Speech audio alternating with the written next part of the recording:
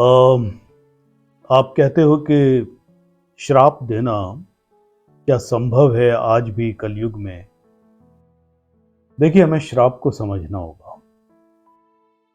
और श्राप के पहले मैं एक बात कहूंगा आपसे। आपने सुना होगा, जैसे शब्द सुने होंगे, दुआ, बद्दुआ, है। कभी कोई हमारे लिए अच्छा सोचता है, अच्छा कार्य करता है, तो हम उसके लिए दुआ करते हैं, उसके भले के लिए, उसकी स्वास्थ्य के लिए, उसकी मनोकामनाओं की पूर्ति के लिए। और यदि कभी कोई हमें कष्ट देता है, सताता है, और वो भी ज़बरदस्ती ऐसे ही अगर करता है, तो कहते हैं कि भाई ऐसा मत करो किसी के साथ, किसी की बद्दुआ लग जाएगी, और ये बड़ा अच्छा नहीं माना जाएगा। तो दुआ बद्दुआ तो होती है, हम आए दिन इसके बारे में सुनते हैं, कहते हैं। लेकिन हमें इसके थोड़े कल्चर को समझना होगा। शायद कबीर ने या किसी ने कहा है, मुझे याद तो नहीं आ रहा, कि दुखिया को ना सताइए, जाकी मोटी हाय। हाय, हाय शब्द सुना होगा आपने। कहते हैं कि इस घर को, इस परिवार को किसी की हाय लग गई, इसके बिजनेस को किसी की हाय लग गई, लोगों का दिल दुखा के, उनको लूट लूट के इसने दौलत कमाई है, ये किया है, वो किया है, इसको किसी गरीब की हाय लग गई, किसी की बद्दुआ लग गई, इसका सर्वनाश हो गया, वगैरह।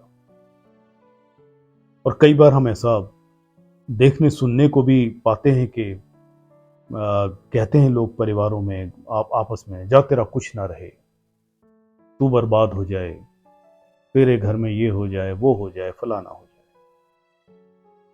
मैं यहां एक बात कहूंगा कि देखो, आप जो भी बोलते हो, सोचते हो, करते हो, व्यवहार करते हो, ये सब कुछ आपके संस्कारों पर, कर्मों पर निर्भर करता है। और आपके कर्म और आपके संस्कार भी, आपकी करनी भी, वो आपके प्राणों पर निर्भर करती है। मैं ऐसे हाथ भी उठाऊं तो प्राण शक्ति लगती है। मैं अभी बोल भी रहा हूं तो कहीं ना कहीं वाक शक्ति यानी प्राण शक्ति खर्च होती है। मैं कुछ इमोट कर रहा हूं, कुछ इमोशन को जी रहा हूं, किसी भाव को जी रहा हूं, तो कहीं ना कहीं प्राण शक्ति उसमें भी लगती है। मैं कोई चिंता कर रहा हूं, कोई दुख कर रहा हूं, कुछ अपनी ही उधेड़ बुन में लगा हुआ हूं, अब वो जिस उस प्रकृति की है, अगर वो प्लेजेंट है, अगर वो अच्छी है, तो प्राण शक्ति बढ़ती भी है, वृद्धि होती है। पर अगर ऐसी चिंता कर रहा हूं, तो मैं कई बार जैसे मजाक में इस बात को कहता भी हूं आपसे कि भाई वेट लूज करना है, why to go to gym, why to do yoga with Shivani and all. कोई चिंता पाल लो, हाँ? अपने आप सूख के पतझड़ हो जाओगे। यानी कि प्राण शक्ति खर्च होती है। आत्मबल या प्राण बल, थोड़ी देर के लिए इनको एक ही अगर हम मान लें, जिसमें जितना ज्यादा होगा उतनी ही शक्ति उसकी बातों में, उसकी कला में, उसकी आभा में, उसके शब्दों में, उसकी वाणी में उतरेगी। यस।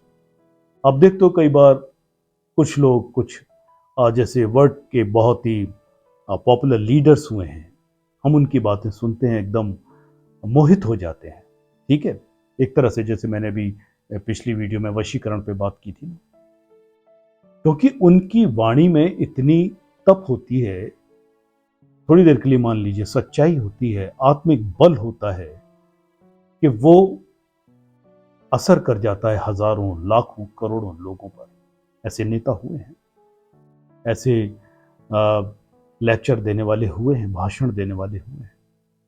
कई बार ऐसे बहुत सारे सिंगर्स हुए हैं, गायक हुए हैं, एक्टर्स हुए हैं कि उनकी वाणी सुन करके, उनकी बातें सुन करके, उनकी उनके आसपास आकर के ही ऐसे संत, ऋषि या आम जीवन में भी मनुष्य हुए कि उनके पास अगर हम बैठते हैं तो उनकी आभा से, उनकी ऑरा से ही प्रभावित होते हैं, क्योंकि उनका जो प्राण बल है वो एक बड़ा विचित्र है। तो जिस व्यक्ति में जितना आत्मिक बल, प्राण बल होगा, तो बात दुआ की, आशीर्वाद की नहीं है, उसकी हाय या उसका श्राप भी उतना ही तीखा, वेगपूर्ण और प्रभावशाली होगा। यस, मगर आप यहां कह रहे हैं कि क्या ये कलयुग में संभव है? संभव तो है भैया। द्वापर में, सतयुग में ज्यादा संभव होता होगा क्योंकि शुद्धि ज्यादा थी, लोगों के अंदर आत्मबल ज्यादा था, लोगों के अंदर सच्चाई ज्यादा थी।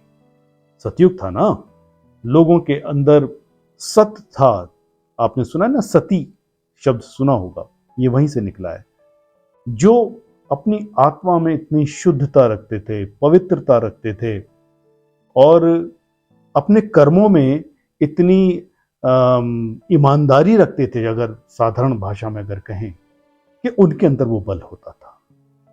और यदि आप ऐसे संत को, ऐसे योगी को, ऐसे अच्छे इंसान को, ऐसे व्यक्ति को कष्ट देंगे या कोई भी कष्ट देगा, और अगर कहीं उससे कोई, उस दुख से, उस पीड़ा से उसकी कोई हाय निकलेगी, या क्रोध में, क्रोध अपने आप में कितनी बड़ी शक्ति है, जरा देखें इस बात को। अगर वो कुछ ऐसा बोल देता है जो बड़ा विध्वंसक हो, नष्टकारी हो, तो वो असर करता है, अवश्य करता है। पर कलयुग में आज ऐसे लोग ज्यादा हैं कहां, गिने चुने, बहुत कम। हम ऐसे पहचान भी नहीं सकते, जान भी नहीं सकते कि अंदर से कोई क्या आभा रखा है। हालांकि कुछ साइन सिम्टम्स मैंने बताए आपको, वरना कलयुग में तो ऐसे ही है, जैसे कहते हैं ना भाई, कि कौवा के चाहने से ढोर यानी पशु वो मरा नहीं करते। तो ऐसे ही हम किसी को कुछ कह दें, जा तेरा ये हो जाए, वो हो जाए, ऐसे नहीं होता। आपके अंदर सचमुच में, आपकी ऑरा में, आपके प्राणों में, आपकी आत्मा में बल होना चाहिए, तब फिर डेफिनेटली कलयुग में भी श्राप लगता है, लग सकता है। अभी के लिए इतना ही। योगस्थ भव।